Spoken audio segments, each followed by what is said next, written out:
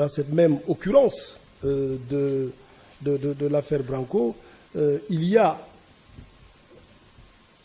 une conférence de presse qui a été organisée il y a une semaine, conférence de presse au cours de laquelle Maître Branco a pris part, bien que faisant l'objet d'un mandat d'arrêt international. Il se trouve que les avocats qui ont organisé cette conférence de presse, de bonne foi peut-être, ne savaient pas qui serait là. C'est pour ça d'ailleurs qu'on ne peut pas poursuivre ces avocats, peut-être qu'ils sont de bonne foi. Mais il se trouve qu'il y a l'un d'entre eux pour lesquels il y a des éléments, il y a des indices graves et concordants qui montrent qu'il a aidé le sieur Branco à faire ce qu'il a fait. Autrement dit, il l'a aidé à commettre ces actes qui vont à l'encontre de la loi, entrée et séjour irrégulier dans le territoire national, sur le territoire national, et tentative aussi de sortir du territoire de manière irrégulière. Cet avocat lui a prêté main forte. Il l'a aidé d'après les indices que nous avons. Je ne le déclare pas coupable. Mais j'ai dit, d'après les indices que nous avons, il l'aurait aidé, et c'est ça qui justifie que cet avocat soit arrêté, pour les besoins simplement de l'enquête, et éventuellement pour les besoins d'autres suites judiciaires. Mais pour l'instant, il fait simplement l'objet d'une arrestation pour éventuelle complicité avec Branco dans les infractions qu'il a commises depuis qu'il est sur le territoire national. Je dois dire que cette arrestation s'est passée dans les règles de l'art. Pourquoi je vous réponds? Parce que j'ai vu le communiqué de l'Ordre des avocats du Sénégal qui considère que l'avocat a été arrêté de façon irrégulière parce que le règlement de l'UEMOA, le règlement 5 de l'UEMOA, impose au procureur général, avant d'arrêter l'avocat, de consulter le bâtonnier. Le procureur général, avant de procéder à l'arrestation de l'avocat, a informé le bâtonnier de l'Ordre des avocats, par lettre. La lettre aussi est ici. Lettre. Et cette lettre suffit comme consultation. Mais on ne peut pas entendre par consultation le fait que, ou la nécessité que, le bâtonnier de l'Ordre des avocats donne son avis ou son aval. Non, il ne s'agit pas d'avis ou d'aval. Sinon, l'opportunité de l'action, l'opportunité des poursuites serait déplacée vers le bâtonnier de l'Ordre des avocats. Non, il faut l'informer, c'est de la courtoisie judiciaire. Et le procureur général a bien envoyé une lettre au bâtonnier de l'Ordre des avocats pour l'informer de sa décision de poursuivre Maître Babacar Ndiaye pour les indices graves et concordants à son encontre. Donc, aucun problème du point de vue de la régularité de la procédure d'arrestation de l'avocat. Il est en garde à vue, mais le procureur général vient de m'appeler tout de suite pour me dire que l'avocat aussi, à l'instar de son confrère parisien, bénéficie d'une liberté provisoire. Donc lui aussi, l'avocat, il a bénéficié d'une liberté provisoire, son affaire est en instruction et il est sous contrôle judiciaire, comme Branco, sous contrôle judiciaire. Ce n'est pas comme ça une libération totale, élargissement, classement sans suite, non. Ils sont tous les deux sous contrôle judiciaire et bénéficient d'une liberté provisoire. Maître Juan Branco et Maître Babacar Ndiaye. Évidemment, j'ai compris la réaction des avocats, la réaction du bâtonnier. C'est normal, lorsque quelqu'un de la corporation a maille à partir avec la justice, la corporation s'indigne. Je vois toujours les journalistes avec Bamba Kassé, dès qu'on arrête un journaliste, ils ne restent pas tranquilles, ils demandent qu'on libère les journalistes, etc. Les avocats aussi ont eu cette réaction corporatiste, sans autre connotation négative, mais c'est normal. Voilà. Mais il reste que les avocats ne sont pas au-dessus des lois. Nul, en réalité, n'est au-dessus des lois. Et lorsqu'il y a des indices, lorsqu'il y a des éléments qui justifient qu'on poursuive un avocat, on va le faire. Maintenant, il faut le faire dans les règles de l'art, il faut le faire dans le respect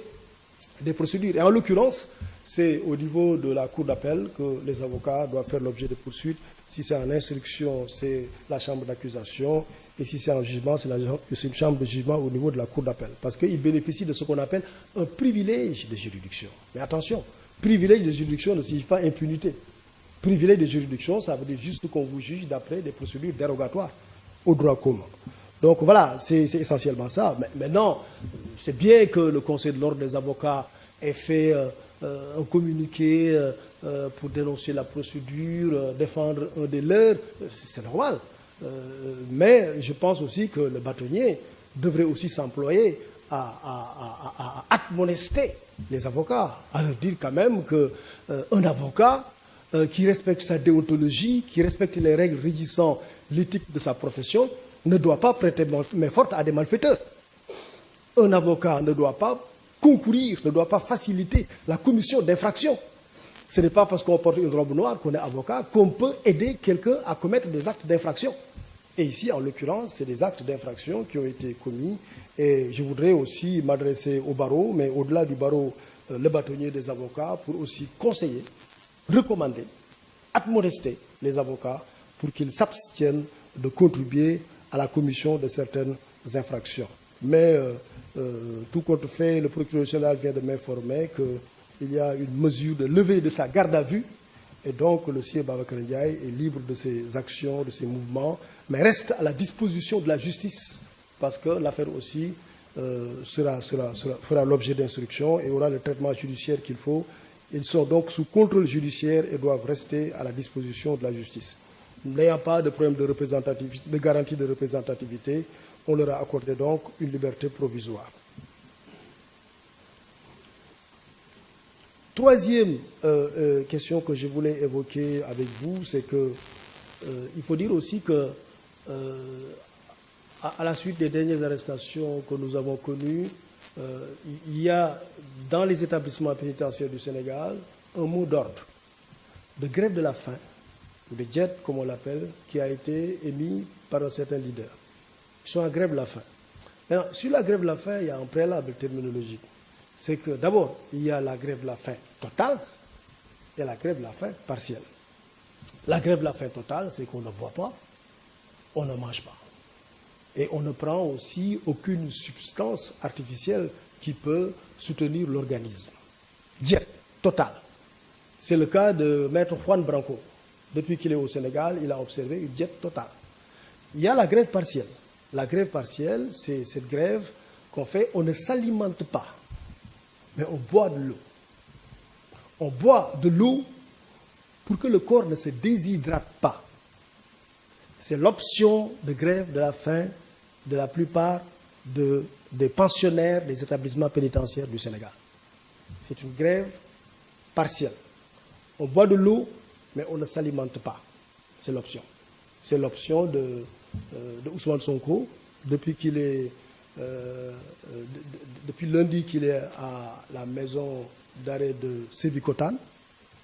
Il observe une grève de la faim partielle. Ça veut dire qu'il ne mange pas, mais il ne boit pas. Mais il boit, pardon. Il ne mange pas, pardon, mais il boit. Bon, de toute façon, l'individu qui ne boit pas pendant 3 jours, il est déshydraté. Ah, on n'en parle plus. Voilà. Mais quand on se déshydrate, voilà, on répète donc, il ne mange pas, mais il boit. Merci. Et tous ceux qui sont en grève de la faim aussi ne mangent pas, mais ils boivent. Mais depuis quelques jours, ce qu'on a remarqué, parce que moi, garde des Sceaux, je suis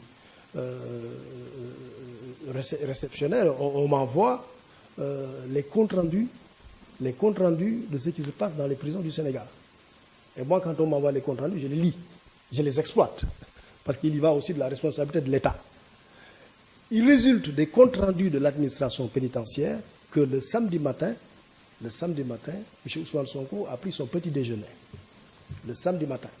Il aurait donc interrompu sa grève de la faim. Je cite le compte rendu de l'administration pénitentiaire. Et que dans la plupart des prisons aussi, ceux qui sont en grève de la faim partielle, ont arrêté leur grève de la faim. La plupart. Je voudrais aussi bien miser sur le mot. Je n'ai pas dit la totalité, parce qu'après il va y avoir des polémiques. Je ne dis pas la totalité. J'ai dit la plupart ont arrêté leur grève de la faim. C'est pour ça d'ailleurs, vous avez vu, tout se passe bien. Fort heureusement, il faut louer le ciel et souhaiter que ça continue comme ça, que tout le monde aille bien. Parce qu'on ne souhaite à quelqu'un de tomber, on ne souhaite à personne de tomber malade, on ne souhaite à personne de mourir. Voilà, que Dieu nous en garde. Voilà, donc tout se passe bien, il n'y a pas de danger. Sauf que, parce que là aussi, il faut être totalement transparent. Je pense qu'il faut l'être. Il y a aujourd'hui donc le sieur Ousmane Sonko qui est à l'hôpital principal, c'est une bonne information, c'est pas un fait. Il est admis à l'hôpital principal, parce que quand vous êtes dans les établissements pénitentiaires, quand vous êtes en prison, si l'administration pénitentiaire se rend compte que vous n'êtes pas bien, on vous amène à l'hôpital. Parce qu'on ne veut pas que vous mouriez, ce n'est pas le but du jeu. Le but du jeu, c'est juste de vous appliquer une peine qui a été prononcée par la justice. Donc, il est admis à l'hôpital principal. Et quand il est arrivé à l'hôpital principal, il a subi des soins. Il a subi des soins et après administration de ces soins, je ne veux pas entrer dans des considérations personnelles, dans son bulletin de santé, je n'y entrerai pas, mais lorsqu'il a reçu les soins, il se porte mieux. Il se porte mieux. Donc c'est une bonne information que je vous donne. Maintenant, je vois dans les réseaux sociaux des militants de son parti qui disent qu'il est mal en point, etc. Je voudrais quand même en profiter pour le donner un conseil, un conseil gratuit. Quand vous avez un leader qui est en prison, il faut montrer qu'il est courageux. Il faut montrer qu'il est robuste. Il faut montrer qu'il est résilient. Mais si vous dites non, il est tombé, il se sent mal, il va mourir. Non, pas du tout. Le leader, on lui souhaite longue vie, on lui souhaite bonne santé. On dit qu'il est en bonne santé, il résiste. Mais voilà, même les fake news, il faut quand même parfois faire de bons fake news, de bien les manipuler. Donc c'est un fake, il n'est pas malade, il est bien suivi. Et pour montrer qu'il est bien suivi d'ailleurs, c'est pour ça qu'on ne le garde pas dans les prisons. Il est bien suivi où? À l'hôpital principal. Hôpital principal. Évidemment, bon,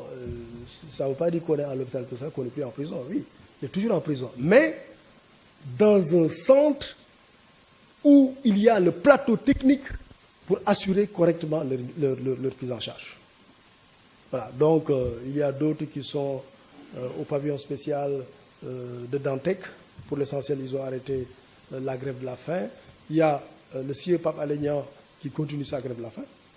Et ça aussi, vous êtes journaliste, je dois aussi être transparent avec vous. Il a choisi de continuer sa grève de la faim. Tous les pensionnaires de l'hôpital acceptent les soins et s'en portent bien ou mieux, mais lui, il n'accepte pas les soins. Ça aussi, je dois vous le dire. Et je veux aussi que l'information soit relayée. Lui, il n'accepte pas les soins. C'est un souci de transparence. Parce que je pense que la communication, c'est ça. Il n'y a pas à cacher des choses, non. Il observe la grève de la faim, mais il refuse de prendre des soins. Évidemment, il peut y avoir des conséquences dommageables. Mais l'hôpital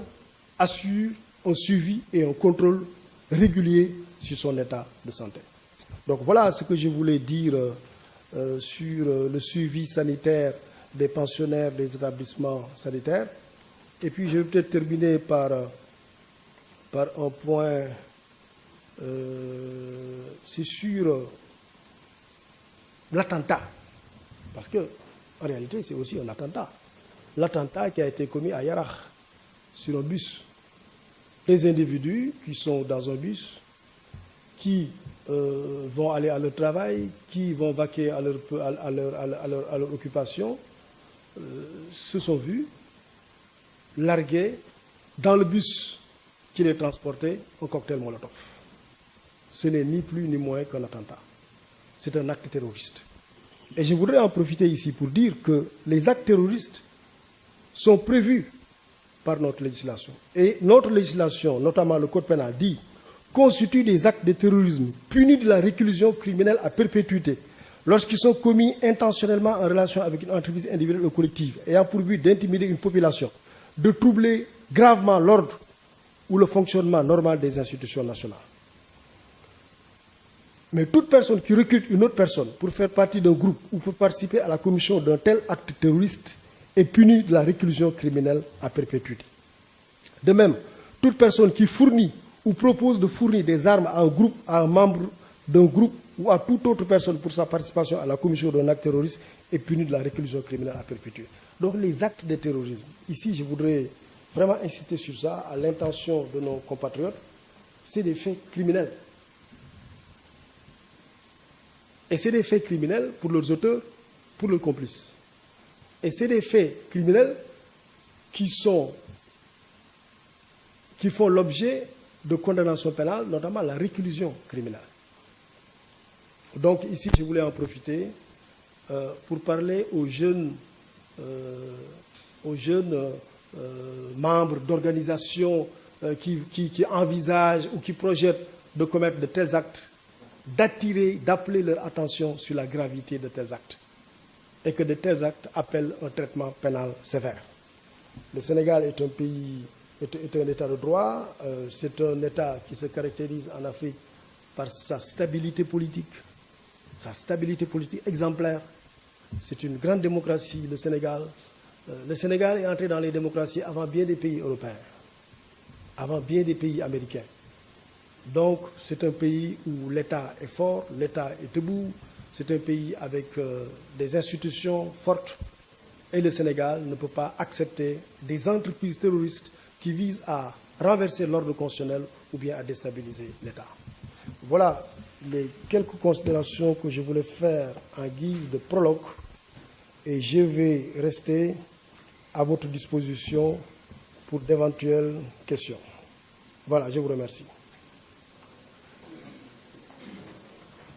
Oui, bon, voilà, en wolof salaamaaleykum maa ngi nuyu ñëpp ku nekk ci tur ak ci santam di leen ziar fan yi nag dañu seetlu ne dañuy jàpp Ousmane Sonko ba léegi am na ay manifestation dañ ko jàppee ba dugal ko ci kaso dañu gis ne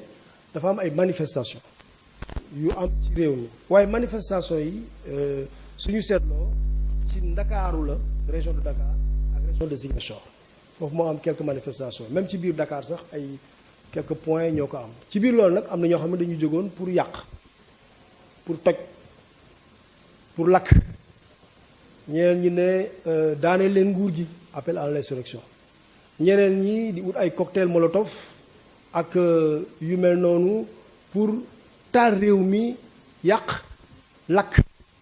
ñëw fekk ay biens yoo xamante ni état bi moo ko moom wala collectivités locales yi ñoo ko moom wala sax ay biens yoo xam ne ay privé ñoo ko moom ñu ko yàq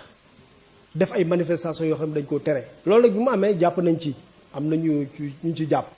ñu xaw a takku nag ñoo xamante ne jàpp nañ leen waaye ku deful dara kenn du la jàpp ñi ñu jàpp mooy ñi bëggoon lakk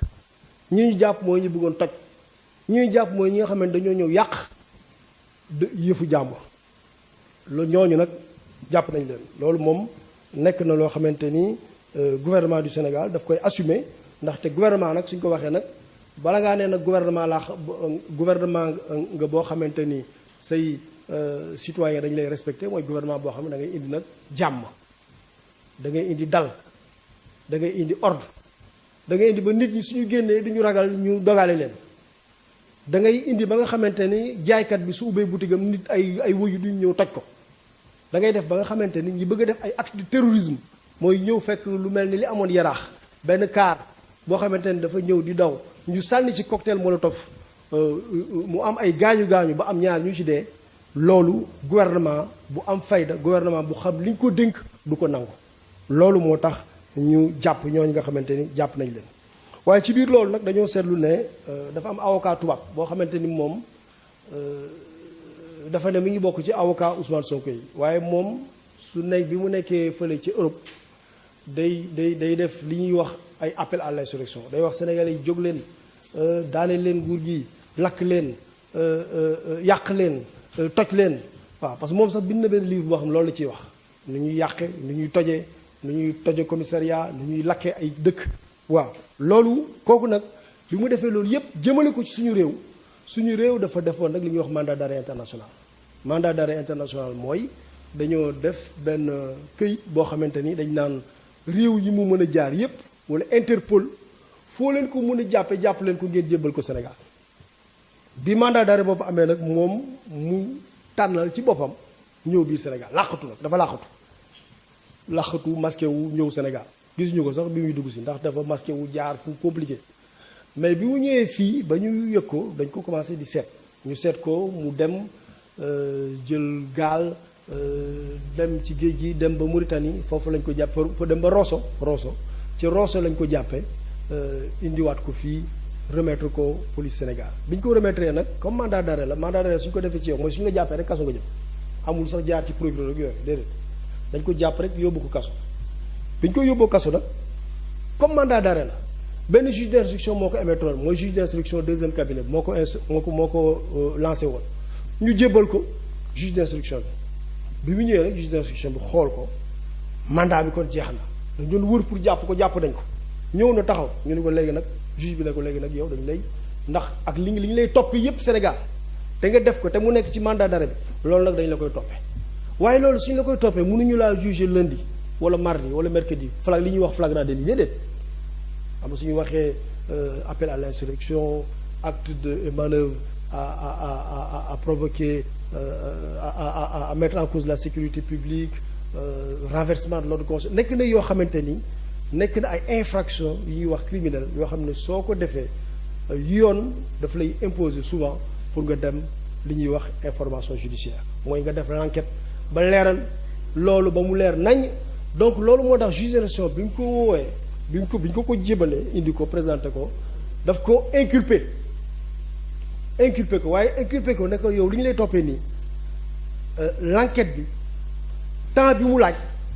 mën ngaa yàgg fii trop te Sénégal la détention c'est l'exception la liberté c'est la règle waaye nag dañu lay teg contrôle judiciaire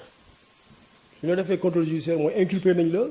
da ngay nekk à la disposition de la justice sénégalaise may nañ la liberté provisoire kenn libéré wu la da nga dem ñibbi noonu déedéet ëllëg suñu la soxlaa da ngay ñëw su amee lu ñu soxla ci yow mun nañ def commission rogatoire mën nañ la condamné suñu la condamné da ngay ñëw purger peine bi wala comme am nañu accord de coopération judiciaire ak France nga condamné ak foofu suñu la condamné mun na tam bañ a nekk ay condamnation mais pour wax rek ne contrôle judiciaire la nekk am liberté provisoire loolu nag bi mu amee ministre de l'intérieur moom def arrêté d'expulsion defal ko arrêté pour ñu expulser ko pour mu génn Sénégal dellu dëkkam ba yoon Sénégal di ko soxlawaat ci biir loolu nag gis nañu ne am na benn avocat Sénégal boo xam ne jàppale na ko ci loolu nga xam ne mi ngi ko doon def ou tout au moins éléments yi ñu am ak enquêtes yi ñu am wane na ay indices ay éléments yoo xamante ni wane na ne moom jàppale na avocat boobu jox na ko otoom dimbali na ko loolu yépp nag bi ñu demee ba enquête bi wane ko moo tax moom tamit ñu jàpp ko bi ñu ko jàppee nag gis nañ ne ordre des avocats du Sénégal def nañu communiqué ma ne loolu nag yoon la soo leen nekkee corporation muy journalistes yi muy professeurs yi muy avocats yi suñu jàppee kenn ci seen ñooñ nag dañ naan ñu bàyyi ko loolu ñoom yoon la comprendre nañ ko waaye ñoom ni ñuy defee seen liggéey ne pour ñu bàyyi ko nguur gi tam état bi tamit noonu lay defee liggéeyam état nag amul kenn koo xamante ne da nga nekk au-dessus des lois du avocat du magistrat du professeur du kenn kenn nekkul au-dessus des lois du ministre du député kenn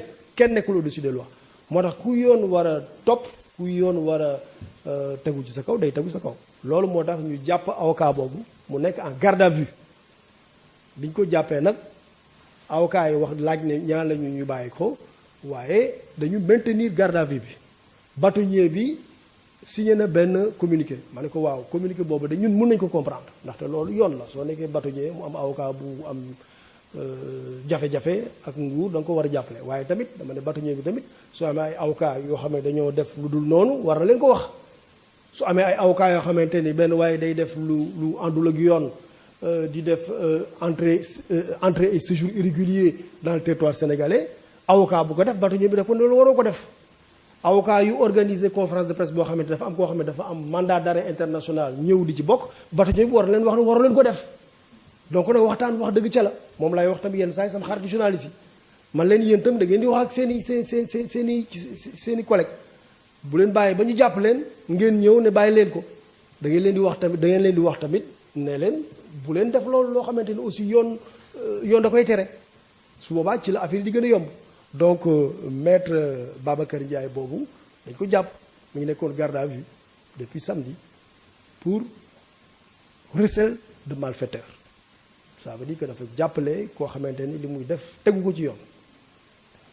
léegi nag bi may dugg si fii la ma procureur général woo ne ma comme la ñu defal maître Branco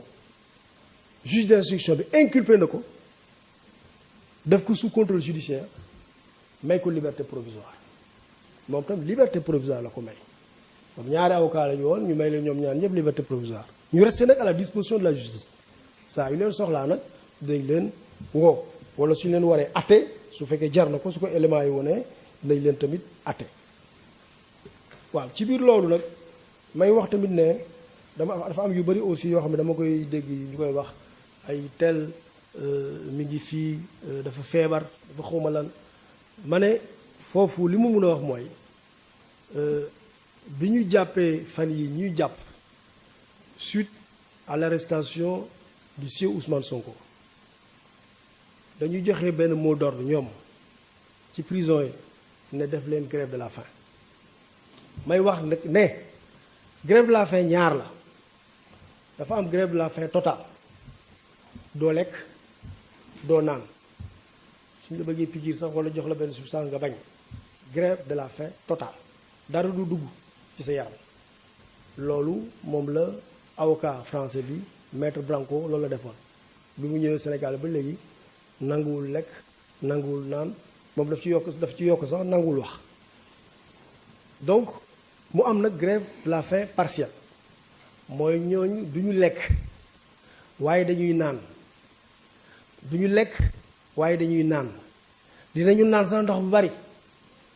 ndaxte ndox boobu dañ koy naan pour bañ a déshydraté wu ma leen ciy félicité ndax grève de la faim ak xaru moom baaxul donc ñu ngi naan ndox boobu mooy permettre déshydraté wu ñu grève de la faim boobu tam bi mu amee dafa am ci prison wu Sénégal ñu bari ñoo xamante ni dañu ko observé woon waaye seetlu nañu depuis ñetti fan ne ñu bari bàyyi nañu grève de la faim bi commencé nañu ndékki nañu añu donc ñu bari bàyyi nañu grève de la faim bi ñu bari ci ñoom laa wax lim bu takku bàyyi nañu grève de la faim bi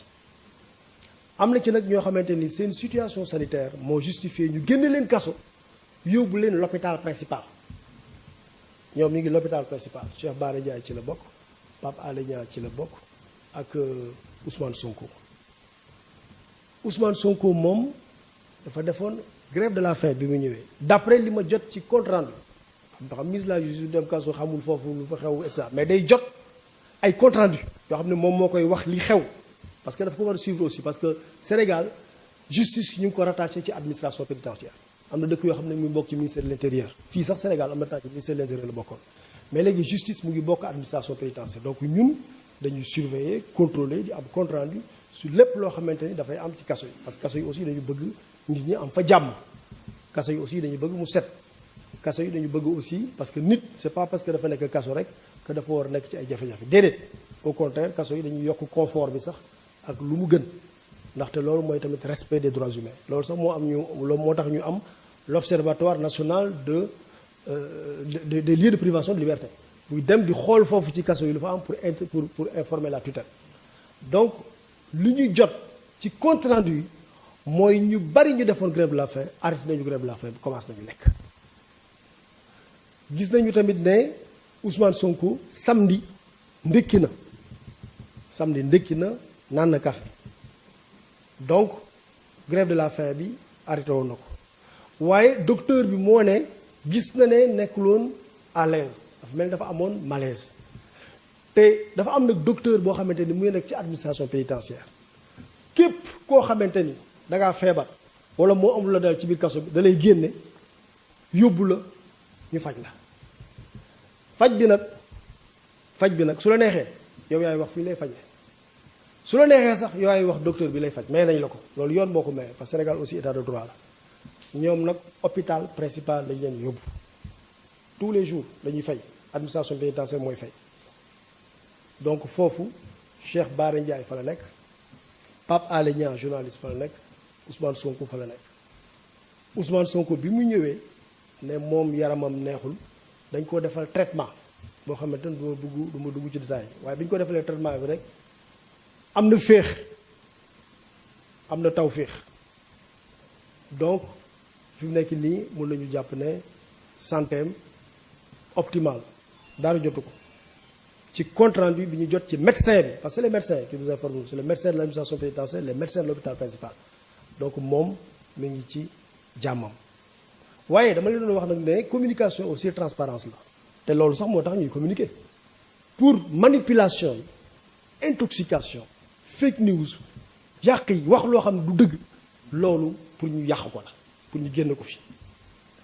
Pape Alé Niang journaliste la mi ngi doon observer grève de la faim moom mi ngi observer grève de la faim totale parce que waxtaan wax dëgg la ca la compte rendu bi may jot man ci administration pénitentiaire nee na ma moom mi ngi observé grève de la faim totale ba pare moom dafa bañ ñu faj ko règlement administration pénitentiaire li mu prévoir na mooy soo bañee ñu faj la ba nga àgg benn niveau bi da ngay bind ne man maa wax ne day am témoin nag parce que bëgguñu tamit ñu ne non dañ ko binduloo wala dañ ko forcé déedéet dañuy woo sa benn mbokk wala woo sa avocat mu ñëw taxaw nga bind ne man bëggatuma ñu faj ma bind ko nag waaye mi ngi doon bañ ñu faj ko te nag soo lekkul naanoo bañ ñu faj la mën nga tam am problème waaw loolu yëpp pour communication moo tax ma koy wax transparence bëgg mu leer ñépp xam li nga xamante ni moo nekk dëgg waxkatu yu bon yi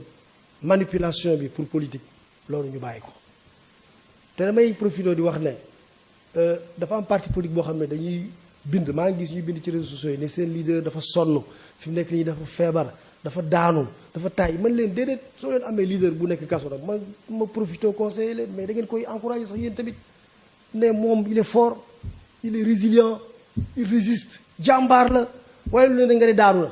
lu leen ni nga ne waaw dafa feebar wala dafa kii non su fekkente ni yaa ngi ci prison bu mel ni prison Sénégal nga xam ne kenn bundu xaatalu la kenn dóoru la Ousmane Sonko ñu ngi ko yóbbu prison Sébikotane mu am chambre individuelle